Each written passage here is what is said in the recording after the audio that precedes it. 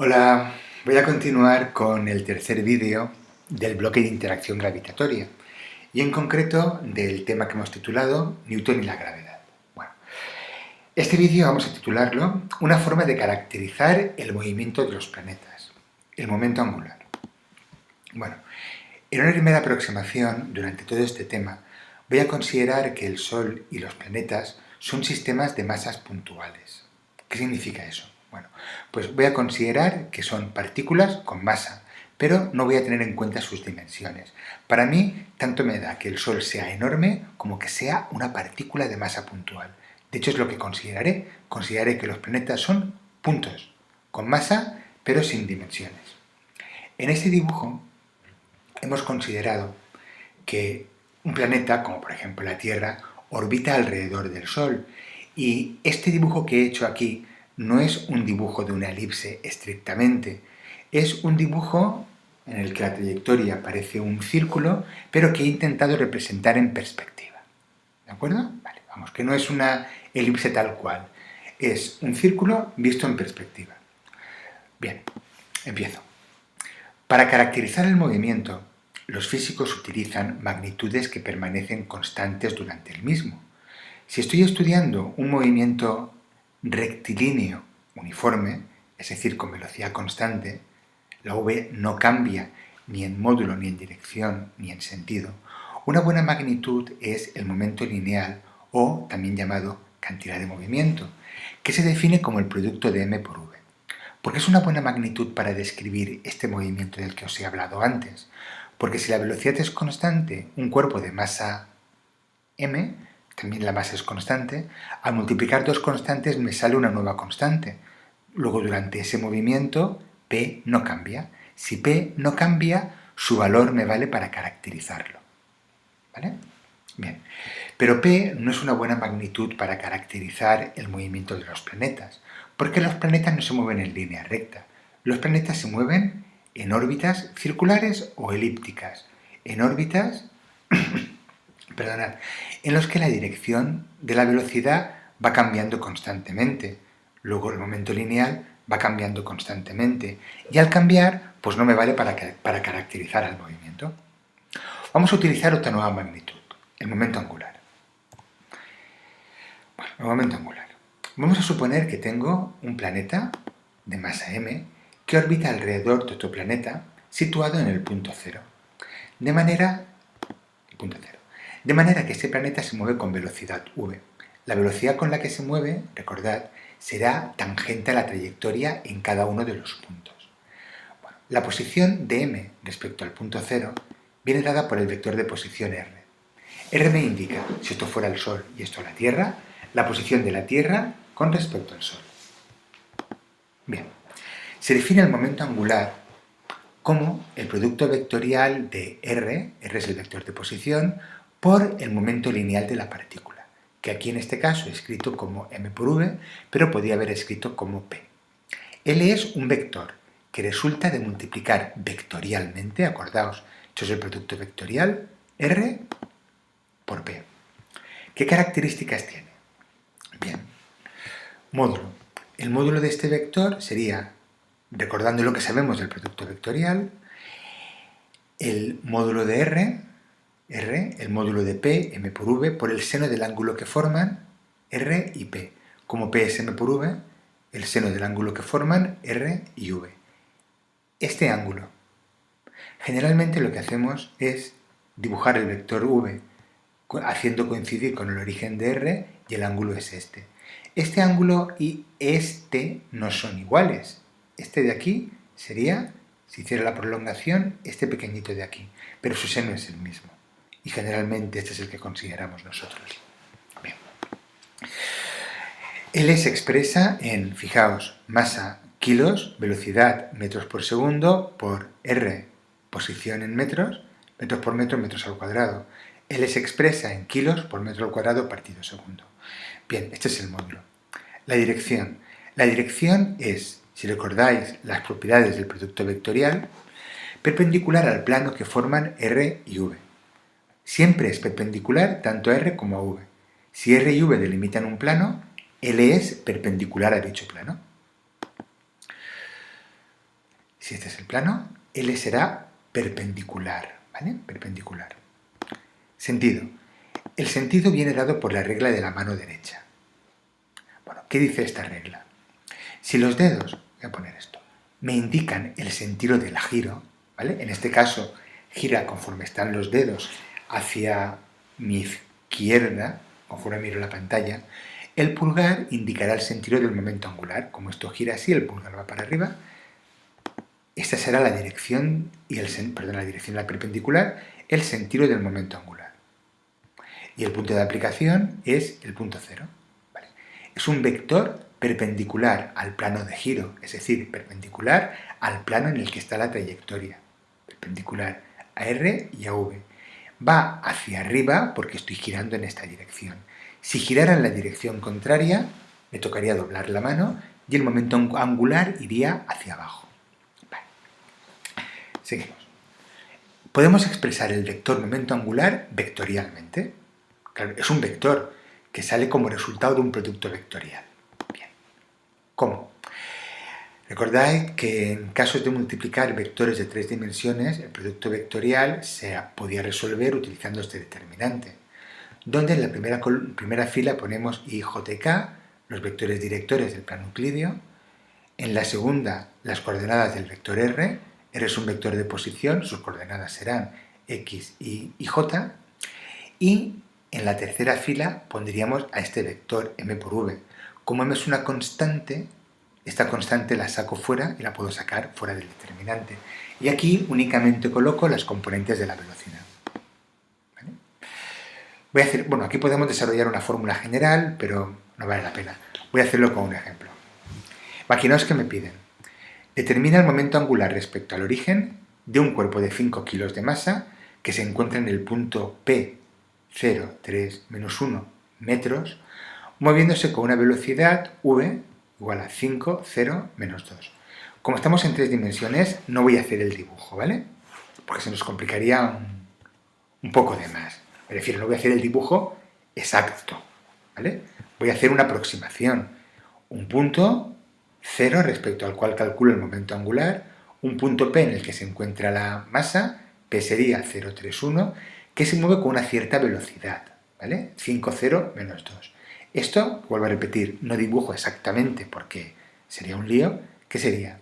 Velocidad en el eje X, 5, en el eje Y, 0 y en el eje Z, menos 2. ¿Vale? Va hacia la derecha en el eje X, no se mueve en el eje Y, y hacia abajo en el eje Z. Bueno, no se mueve, no tiene componente de la velocidad en el eje Y. Vale. Aplico la definición. Para aplicarla necesito calcular R, y R es el vector que va de 0 a P. Son coordenadas de P menos coordenadas de 0. Vector 0P sería coordenadas de P menos 0, 0 menos 0, 0, 3 menos 0, 3, menos 1 menos 0, menos 1. Aplicando la fórmula, tendríamos masa 5 kilos y JK, los vectores directores, vector de posición 0, 3, menos 1, vector velocidad 5, 0, menos 2. Y resolvemos el determinante. Vale. Bueno, os pongo la solución porque pienso que sabéis resolver ese tipo de determinante si habéis llegado hasta aquí. Si no, os comento el método más rápido. Bueno, existen dos. La regla de Sarrus, que consiste en ir operando las diagonales, o desarrollar por lo que se llama primera fila, primera columna, segunda fila, segunda columna, como yo quiera. Yo voy a desarrollar el determinante por la primera fila, porque es la que tiene los vectores directores. De forma que sacando 5, factor común, el determinante sería I por este pequeño determinante que me queda aquí, que al ser 2 por 2 es el producto de la primera diagonal menos el producto de la segunda. Entonces sería 3 por menos 2, menos 6, menos 0, menos 6. Menos 6 y menos J por el determinante que aparece al tachar su columna y su fila. J por este determinante. Sería 0 por menos 2, menos 0, menos 5 por menos 1. Menos menos 5, 5. Pero como era un menos del menos j, menos 5j.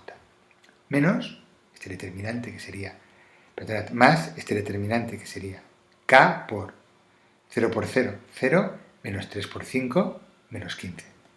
Menos 15k. Multiplico por 5 y ya tengo el vector momento angular. Menos 30i, menos 25j, menos 75k. ¿Vale? Vuelvo a repetir, no he querido explicaros cómo se hace el determinante, aunque lo he hecho, pero vamos, no. Creo que visto así no queda muy claro si no sabíais con anterioridad cómo resolver determinantes 3×3. Bueno, este sería el vector momento angular. Conservación del momento angular. Eso es lo que me interesa. Porque, acordaos, el momento angular me va a permitir caracterizar el movimiento de los planetas si el momento angular se conserva. ¿Qué significa conservarse? Si vale siempre lo mismo. Porque si vale siempre lo mismo, tiene un valor fijo que me permite caracterizar a la propiedad física, en este caso el movimiento. Bueno, lo que os digo, L nos permite caracterizar el movimiento de los planetas porque permanece constante durante el mismo. Bien. ¿Qué ocurre cuando una magnitud permanece constante? La operación matemática, el concepto matemático que nos permite ver si algo permanece constante o no, es la derivada. Si la derivada de L respecto al tiempo es 0, eso significaría que L es constante respecto al tiempo, es decir, no varía durante el tiempo. Pues vamos a ver qué tiene que ocurrir para que L no varíe durante el tiempo. Escribo la definición de L. L, momento angular, es R por P. Pues voy a ver lo que vale la derivada de R por P con respecto al tiempo. Aplico la derivada de un producto, ¿vale? Sería derivada del primero por el segundo más el primero por la derivada del segundo. Vale. Vamos a ver qué vale esto. La derivada de R con respecto al tiempo es la velocidad. Esto sería velocidad por P más R por la derivada de P con respecto al tiempo. Esa es la definición de fuerza. Derivada de P con respecto al tiempo es F. Luego esto sería V por P más R por F. V por P. Esto es el producto vectorial del vector V por el vector P. El vector P es M por V. Si saco la masa que es constante y no es vectorial delante de todo esto, me quedaría M por V por V. V y V son paralelos. El producto vectorial de dos vectores paralelos, más que paralelos, son el mismo. El producto vectorial de un vector consigo mismo vale 0. Esto sería 0. Con lo que la derivada de L con respecto al a tiempo es R por F. A R por F se le llama momento de la fuerza. Esto es el momento de la fuerza F respecto al punto del cual R es el vector de posición. Bueno, el momento de una fuerza es, si vemos esto, quien va a provocar que el momento angular varíe, ¿vale? M es igual a la derivada de L con respecto al tiempo. Luego M, el producto vectorial de R por F, el momento de la fuerza F, respecto al punto al cual se está evaluando el vector de dirección. M es quien produce una variación del momento angular. En el caso del movimiento planetario, decimos que L es constante. Si L es constante, es porque esto es 0. ¿Cuándo vale la derivada de L con respecto al tiempo 0? Cuando el momento de la fuerza es 0. ¿Cuándo es 0 el momento de las fuerzas? Vamos a verlo. El módulo del momento es, como es un producto vectorial, R por F por el seno del ángulo. ¿Esto cuándo vale 0? Pues cuando F vale 0, cuando R vale 0, es decir, que la fuerza está aplicada sobre el punto, no produce giro. Cuando F vale 0, y lo que me importa ahora, cuando el seno del ángulo que forman R y F vale 0. ¿Qué dos ángulos tienen por seno 0? Vamos a ver, 0 y pi. ¿Qué significa un ángulo 0? Que R y F son paralelos.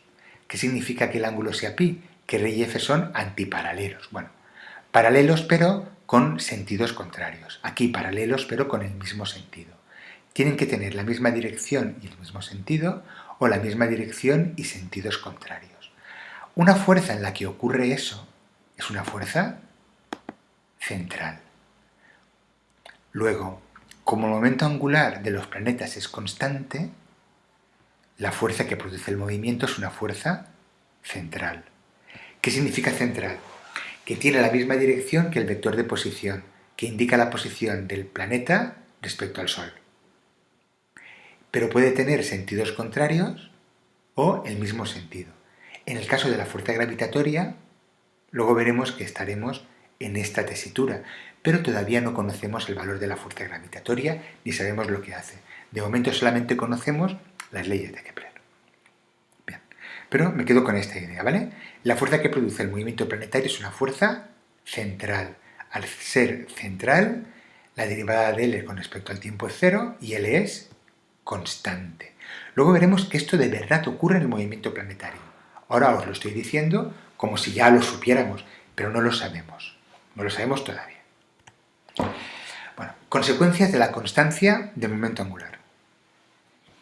Si L es constante, lo es en módulo, dirección y sentido. ¿Qué implica que L sea constante en dirección? Bueno, si recordáis, tal y como lo hemos definido, L tiene la dirección perpendicular al plano que forman R y V, que es el plano en el que está contenida la trayectoria. Bueno, pues si L es constante en dirección, los planetas tienen que describir trayectorias planas. ¿Vale? Nosotros sabemos justo lo contrario. Nosotros sabemos que los planetas describen trayectorias planas. Luego de ahí deducimos que L es constante en dirección. L es constante en sentido. ¿Qué significa que L es constante en sentido? Si L es constante en sentido, en este caso siempre va para arriba. ¿Eso qué significa? Ponete el dedo hacia arriba. Los dedos indican el sentido de giro, pues esto gira siempre en el mismo sentido. Si L es constante en sentido, significa que los planetas siempre se mueven en el mismo sentido. Eso ocurre. Los planetas se mueven en trayectorias planas en el mismo sentido. Es un hecho. ¿Vale? Es un hecho experimental.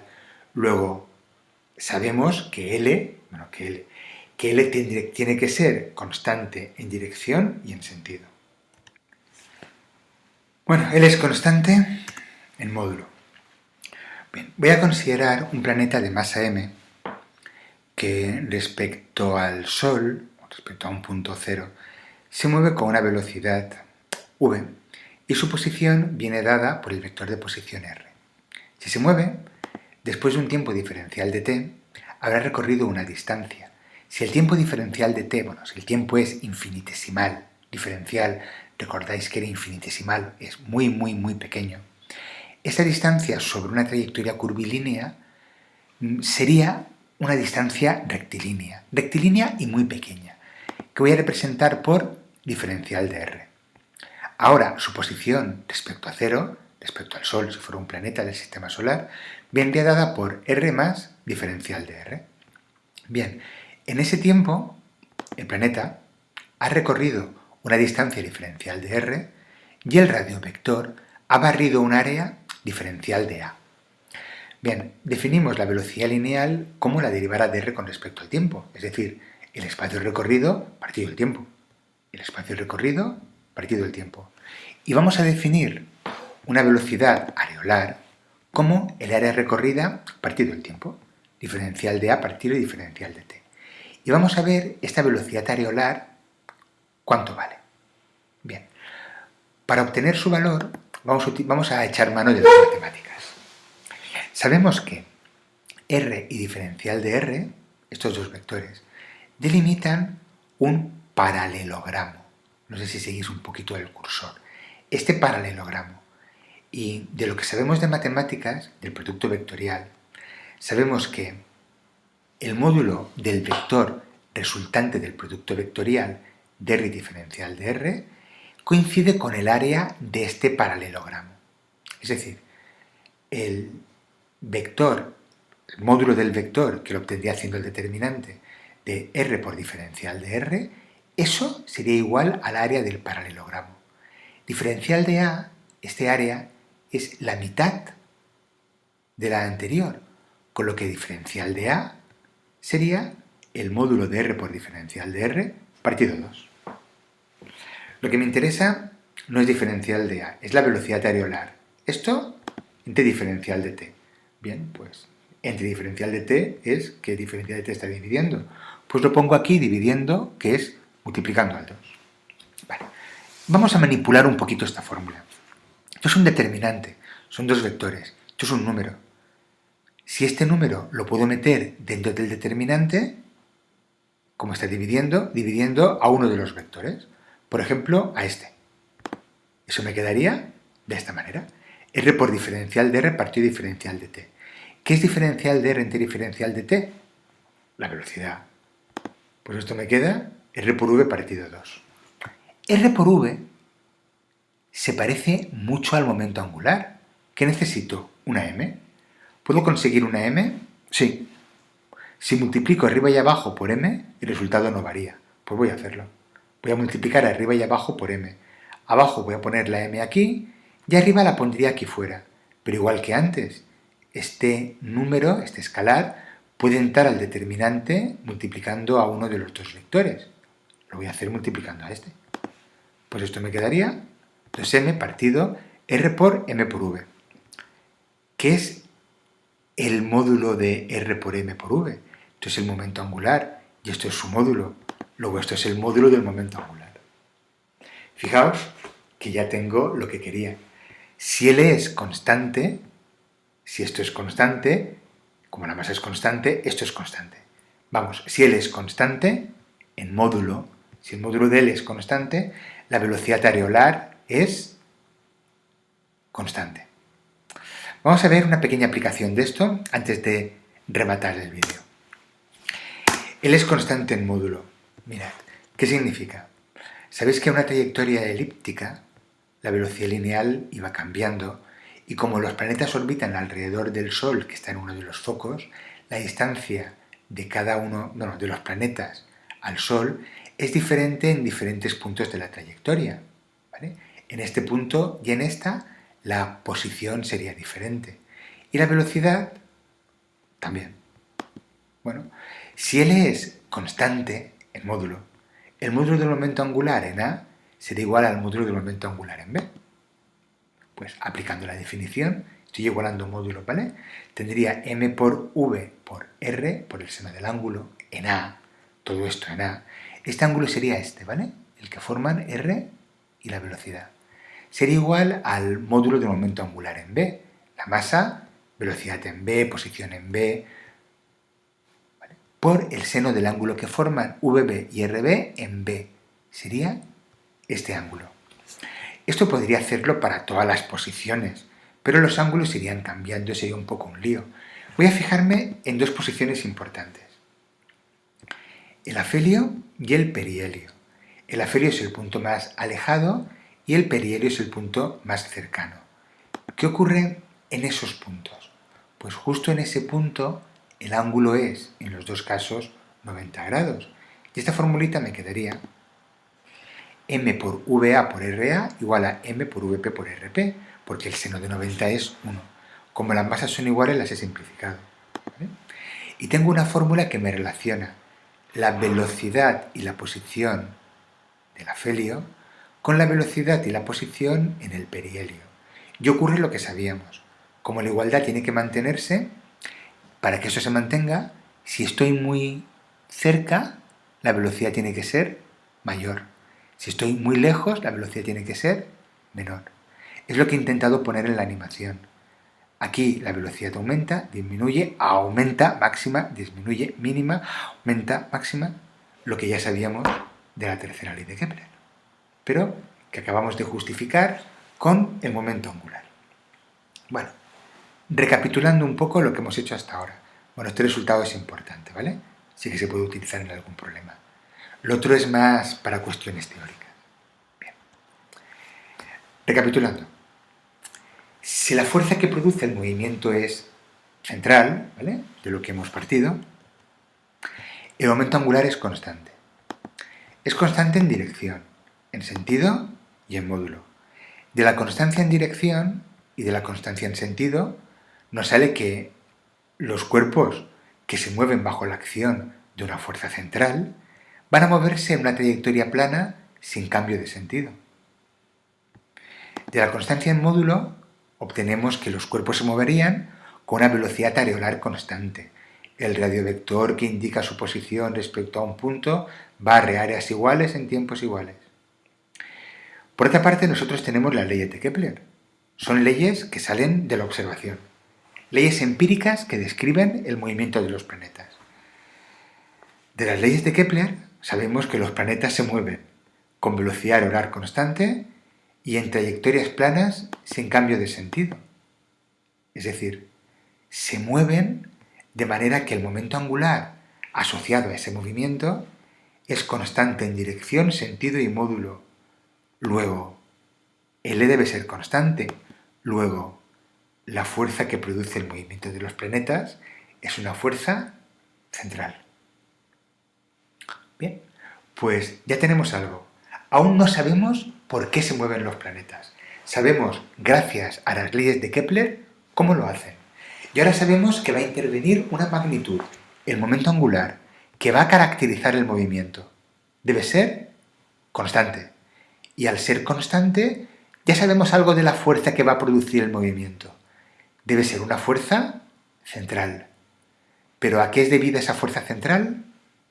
Kepler no lo sabía. Nosotros sí. Y esto lo resolveremos en el próximo vídeo. Bueno, ya os lo adelanto. Newton es quien le dio forma a esa fuerza. Bueno, pues nos vemos en el próximo vídeo. Chao.